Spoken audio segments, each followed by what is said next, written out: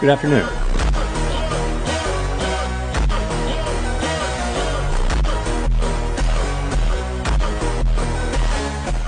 All right, what's up, everybody? This is Alex from Xtrades, and welcome back to another weekly trade ideas list. I hope everybody had a wonderful trading week last week. Got to rest your brains, all that good stuff. It was another insane week in the stock market. We did have the FOMC last week. They did cut rates by 50 basis points. The 50 basis points wasn't really starting to get priced in until the week of. Pretty much everybody was kind of expecting 25. So the 50 kind of did bring a little bit of turbulence into the market at first, but the day after, we did have an insane gap up. Very bullish. Market is taking it pretty positively. It looks like they did get close enough to their inflation target at 2%. That seems to be close enough for them to feel good about starting to dial back on policy. And Powell mentioned the recalibration word many times. They are starting to recalibrate monetary policy. He did also mention the weakness of the labor market, kind of citing the non-farm payrolls revisions, how they're revising week after week and they overstated job numbers. He mentioned that. And he also mentioned there wasn't really any economic data pointing to a recession at the moment. But you kind of do have to wonder, is that 50 basis points because they see a crack in the market and they see something bad coming, or are they really confident in that soft landing still and they feel like they can start to dial back now given how strong the economy is still holding? Surprisingly, whether or not you feel that strength is up for debate. Lots of people are not feeling that economic strength, but according to the data, we really haven't seen any crazy cracks in the labor market. Inflation's coming down as expected. GDP is pretty good as well. So there's not really any crazy signals to see a crack in the economy at the moment. But if you tuned in last week, we had a pretty good list. We had target calls on watch. I usually put up a screenshot, but we'll actually go over the actual chart. I feel like there's a little bit more of a benefit if we go over the chart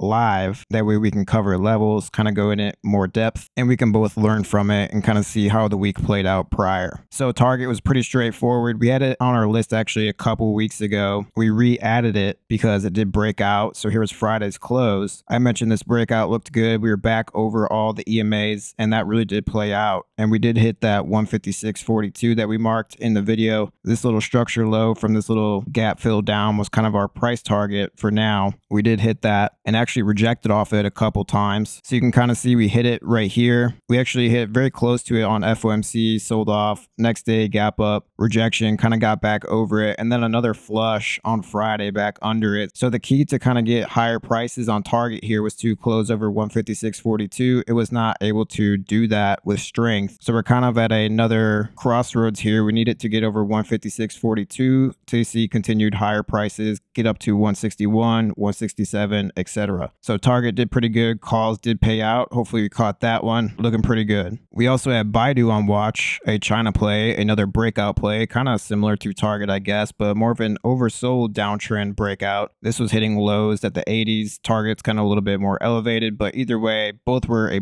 nice little breakout play here. So here was Friday's close. Monday, we actually opened up with a nice gap up. It filled back down, and then the rest of the week, it did end up running pretty well. Even had a plus 3% day on Thursday here, and then the next day kind of ended up selling off Friday just a little bit, but either way, really nice breakout. You can see Monday, here's the gap up, it sold off. You could have bought back in down here or a little bit cheaper. Even if you didn't, there was a very big day on Tuesday, ran up almost 3%, sold back off, gapped up again. So lots of whipsaw, lots of back and forth, but either way, really nice run on Baidu here. One thing Baidu does really need to do is close over this little 38 to 50 EMA cloud that we covered last week. I kind of mentioned this could be a turbulence level and we needed to close over that to get to the next EMA ribbon and also get up to that 90.45. That is still key going forward. Right now it's over the 9, the 21 cloud, but it does need to close over that 50 and 38 EMA cloud right here, probably at about 87 or so. So if it gets back over 87, starts closing back over 87, that's a nice little shot up to 90. So that's for Baidu, looking pretty good. It should have paid you a little bit last week. Nice little run. Same thing for Target. Both call ideas did pay out in some way, shape, or form. And for number 3, we also have Microsoft puts on watch. This was kind of our hedge on the market. If FOMC went bad, it did not go bad. You can kind of see a potential shoulder still able to form here, but the main thing it really needs to do is close under 430. it was not able to do that. So that was kind of the signal I was looking for. I was looking for some type of rejection bar, some type of flush under 430, which comes from this level all the way over here. Also a rejection level right here. So we really needed that close under. You can kind of see it actually flushed into 430, held it as support, gapped up the next day, and it's kind of just going back and forth at the moment. It does need to get under that 430 to fill up these buy imbalance candles and to go back down. So if you want to keep Microsoft on watch, set an alert at 430. Look for a close under 430. If it's obvious enough, it can start to get a little bit of a bearish structure under 430, assuming it keeps staying under 430, maybe bounces, back tests, go lower. So that was kind of our insurance in case the market went to shit. Market did pretty good. I wouldn't really say there was any crazy moves on the indexes except for that one day after FOMC. But either way, market took the 50 basis points pretty good, so nothing really crazy there. So no need for the Microsoft hedge last week. Didn't get that signal, but watch that 430 level going forward. And for trades last week on our Xtrades app here, I tried a couple day trades. I think first thing Monday, I had a couple stop outs here on QQQ. So a little bit of a rough start last week, but then the next day we actually made a 30% gain. This actually logged it pretty wrong on the app. You can see I actually set the alert out for 3, which it did hit. Actually hit 305, and for some reason the bot was a little bit delayed on the app, and it closed me at market price, which is just a little bit lower at 272. So I only got marked for a 17% gain, but it was about a 30% gain. And then we also traded one thing on FOMC. We tried a 2-day to expiration 564 call on SPY. Didn't like how it looked, closed it at a small 22% loss. Day after, bounced back with a QQQ 480 call, made 30% on that. And then I only took one more trade the rest of the week for options. That was a GLD 240 put, about 2 months to expiration. That is a November expiration. And then we also had this old AAL call all the way from June. I ended up holding this all the way through. It did not play out. I let it expire. It's a relatively small position, so didn't really see a need to close it out or scrape up any of the loss because I went pretty small on it. I was looking to add to it, but it got pretty far out of the money. I didn't see any value in adding to it, doubling down. I could have opened a new strike, maybe got paid off it if I added a better level, like $10 or so. But unfortunately, that didn't play out. So pretty mixed week. Wasn't too bad. Definitely had a better week on futures than options, but hopefully have a good week next week. All right, now to the economic calendar. We'll go over all the high impact data coming out this week. We do have S&P Flash US Services PMI and also manufacturing PMIs at 9:45. That's 15 minutes after the bell. We do have 3 Fed speakers that day. One pre-market. We have Bostic at 8 a.m. We also have Goolsby at 10:15 a.m. and then Neil Kashkari at 1 p.m. Given the size of the rate cut they did, the 50 basis points, I feel like these could have an impact. It really just depends if they comment on really where they think policy is going forward. We already got the dot plot and the SCP. I think they all see about 100 basis points of cuts for the rest of the year. So maybe they're all in line on that. Not exactly sure, but definitely pay attention to the Fed speakers, just given the gravity of the rate cut that we just got. And then on Tuesday, one more Fed speaker, Michelle Bowman. We also have consumer confidence at 10. So right now we have PMIs and consumer confidence as our high impact data so far. Thursday could be a big one. We do have GDP coming out. Also lots of Fed speakers, very stacked. You can see we have a bunch of them. I'm not even going to name all of them. You can see all these. But for right now, GDP is going to be the most important at 8:30. And then on Friday, definitely going to be the highest impact data of the week. It's going to be the PCE. The PCE is the Fed's preferred inflation gauge. They prefer this over the CPI. So it's going to be very high impact at 8:30. And then also consumer sentiment at 10. So a pretty stacked week. PMIs, consumer confidence, GDP, PCE, and also consumer sentiment. And on to seasonality for the week. We do have a pretty interesting one. Again, we didn't follow that bearish setup at all last week, but for the most part, we have been following that kind of bearish September up until, about last week. And now we're kind of coming into another little bearish setup here coming into this week. It could be just due to the fact that after the September options expiration, we kind of get that window of weakness. And that could be why historically it's so weak, because there's so much capital freeing up. And right now we're looking at winning trades at 80% with a summarized profit at 2%. And that's back testing short trades. And that's for the 10-year data set. For the 20-year data set, winning trades only at 60%, summarized profit actually negative. You can kind of see here nothing really special. There's like a little uptick. And then after this week, we actually do have a nice little downturn historically. We'll have to see how that goes. And then you can kind of see October bottoming out really nice run into the rest of the year over the last 20 years. So October could be a really good place to kind of add discounts, look for value in oversold stocks, look for things that are a little bit more discounted because we do close out the end of the year strong usually. If we look at the election year seasonality, you can kind of see we really don't bottom out until late October. And then November kind of does have a nice little run going to the rest of the year. December does good, so on and so forth. So September to October for election years, not good at all historically. And it looks like the 20-year data set kind of does match that as well. We don't really see that turnaround until late October, mid-October. But just like with anything else, obviously past performance doesn't indicate future results. So we're kind of just looking at this to kind of get an idea of what could potentially come. Maybe be a little bit more cautious when seasonality is bearish, maybe just don't go as heavy. And then when markets are performing very well historically for seasonality, then you can kind of look into more size, have a little bit more confidence in the upside, etc. All right, and on to setups for the week. Our first one here, we're looking at DVN. This is Devon Energy. So obviously this one's been a little bit beat up lately, but I do like finding value. I like finding stuff that's a little bit cheaper. Given the markets are at all-time highs, I like to look for laggers, stuff that could catch up with the market, or maybe have a rotation back into something. Sometimes I will put out momentum setups, stuff that's already kind of been running, as long as it's pulling into like the moving averages or has a little dip in the middle of a bull run. I'll definitely put out, a call setup as well, but I do like finding these more discounted names like,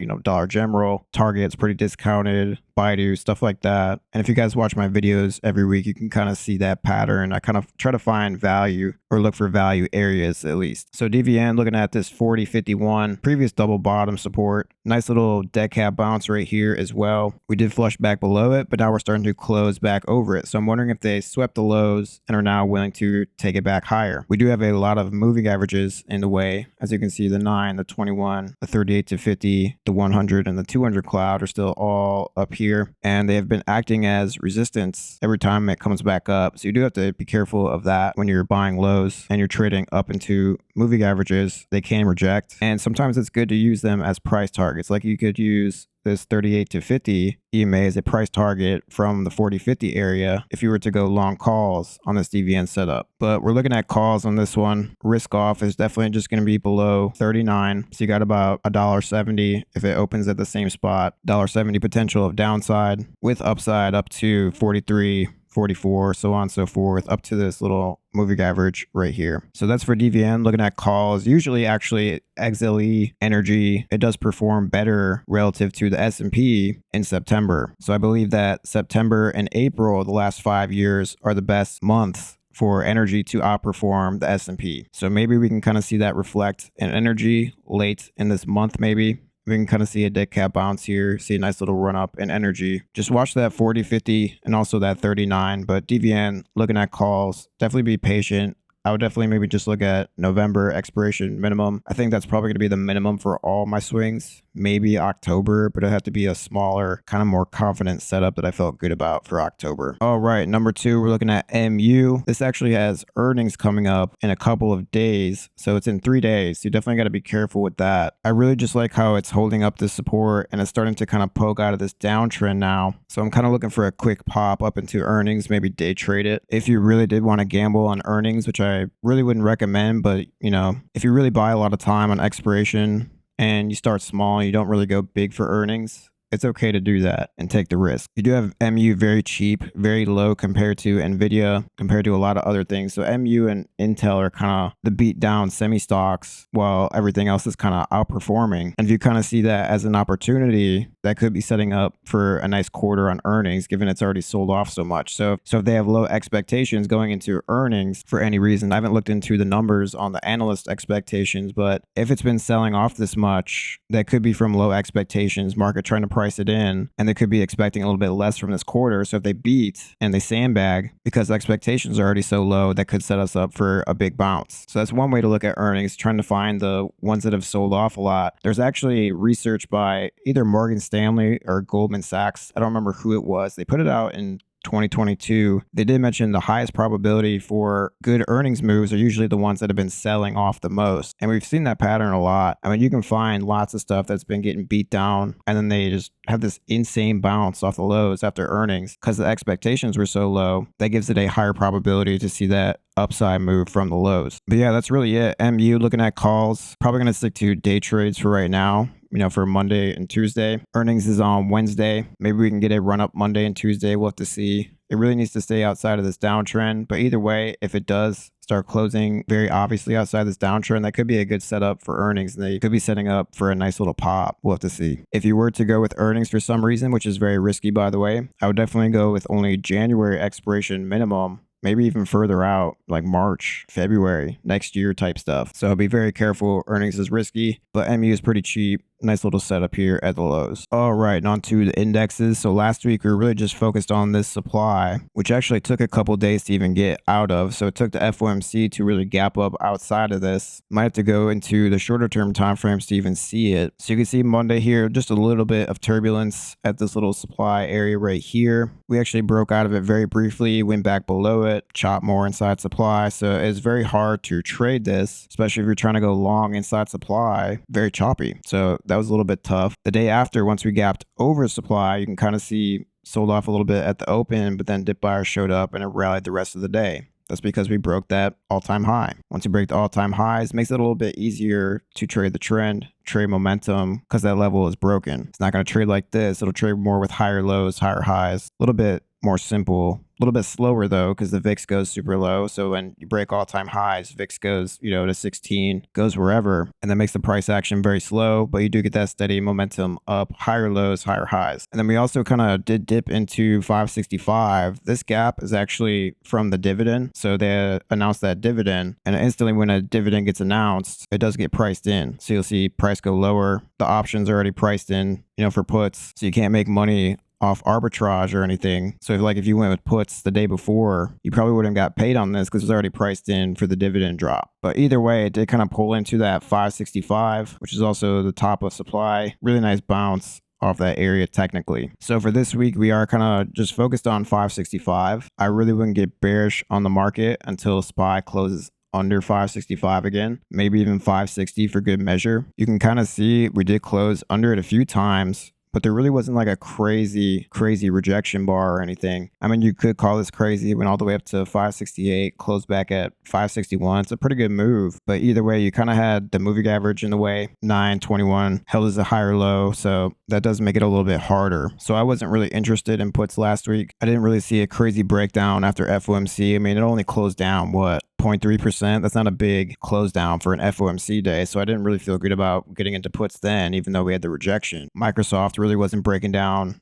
Apple wasn't really breaking down, so you didn't really have any crazy downside despite closing under supply, rejecting the all-time highs, etc. And honestly, it's usually pretty good to just wait a couple days after FOMC, even wait a couple days after earnings before you do something, because there's just so much wackiness after a big event like that, as you can see. I mean, we gapped up the day after, went up almost 2% SPY. So SPY is still bullish for right now. It's not going to get bearish until it's back under 565 and also probably 560. For right now, I would just watch the 565 as support. I don't think there's really like a crazy setup here or anything that I like that much. I mean, this could be a nice little back test to set us up for more higher highs. Probably want to mark the day after FOMC high. It's at 572. So you got 572.88 to 565 as your trading range at the moment. Previous all-time high, supply high, up to Thursday's high at 572. And that's your levels of focus, but it is still bullish for right now. Like, I don't really see a reason to start piling into puts just yet, unless you believe in the 50 basis points being bearish, which is possible. I mean, that could mean the economy is going to crater eventually, but for right now, I don't see a daily close and I don't see a weekly close under 565. So why would I even bother trying to time the top? I would have felt better about calling out puts last week while I was still at this area. I just didn't see that insane signal that I wanted to, so I didn't take any put swings or really anything except for that GLD swing on puts. So that's for SPY, 565 to 572.88. Those are your two levels of focus. Right now, still bullish, holding up all moving averages, MACD positive. Nothing really crazy here screaming downside. And also not that crazy of an upside signal just yet either. All right, and for NASDAQ, we were focused on 475.55 at first. Since we closed right at it on Friday, we did have 3 days of turbulence at 475.50s. So here was first thing Monday, we got below the 475, came back up to it, flushed back below it again. More rejections at 475 right here, and a very big rejection later in the day on FOMC day at 475.55. So as you can see, there was a lot of turbulence at 475.55. It didn't want to break out yet. And then just above that, we also have 484.43. Probably just rounded up to 485 marked. That was this level and also this level. We did reject off that on Thursday. So here was a short-term rejection.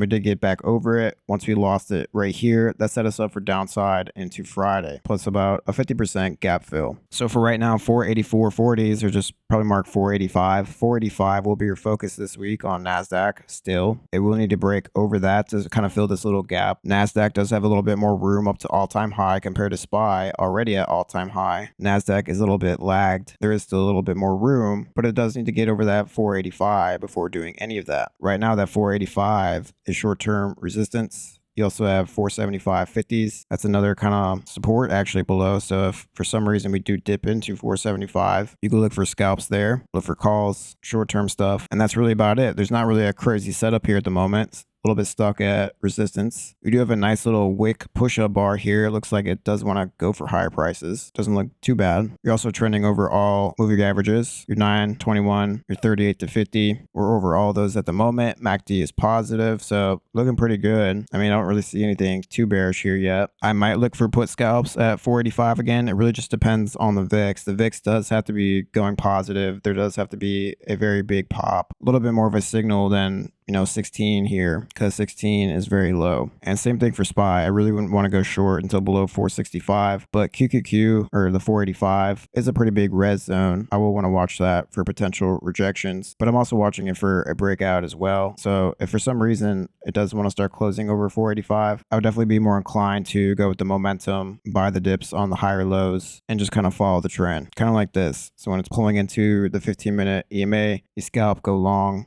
Same thing, trade the higher lows, as long as we're over 485. So those are your two levels of focus. Again, the 485 and also the 475.55. That's kind of what we're in between right now. So those are the two levels you're going to want to watch. And then, like I said, it closed over 485, or if you get a nice little move over 485, you do have another gap and you still have room to all-time high here, assuming we get over that. So that 485 is key. You could even set an alert, wait for that to break out. If you only want to go with bullish positions, wait for the breakout over 485.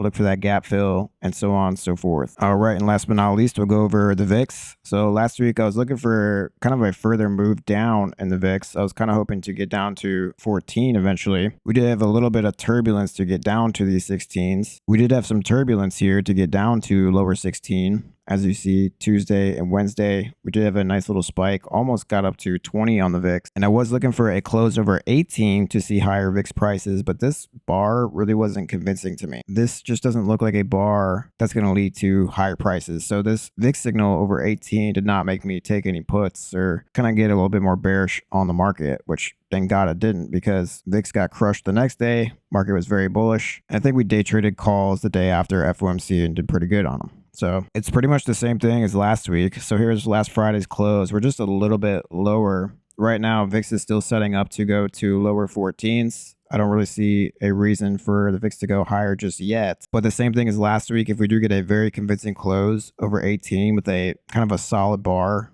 that's showing strength, I would definitely switch bearish and look for puts and stuff. Another signal I would kind of go with puts on for SPY. If VIX got down to here, I would definitely load up on a cheap hedge, start looking at SPY puts 30 days out. Every time VIX got down here recently, there's a nice little pop. Same thing right here and same thing right here. So I'd like to get down here or get over 18 to kind of load up on SPY puts. But for right now, I'm kind of sticking to a bullish bias, day trading calls, adding on higher lows. VIX is looking pretty set to go down to 14 at the moment. So that's basically it. Nothing really new here. Same close as last Friday, just a little bit lower. Still setting up for a move down to 14. Looking pretty bullish for the market. And then, like I said, wait for that close over 18 in a convincing manner. You want a nice bullish bar over 18. Not something like this. So I hope you guys enjoyed this video. Make sure to like, comment, and subscribe. Hopefully our setups play out. DVN looking pretty good for a bounce. MU also looking pretty good for a bounce. MU a little bit riskier, like I said. Earnings in 3 days. If you're really going to trade the earnings, which is very risky, once again, I would only go with January expiration minimum. If you want to be a little bit more safe, February or March of next year. So be careful, guys. Make sure to like, comment, and subscribe. I love you. I'm going to go ahead and get this chopped up, sent out, all that good stuff. I love you. I'm out and goodbye. There's a reason why Xtrades is currently the fastest growing application on the market for sharing financial ideas. With over $2.5 million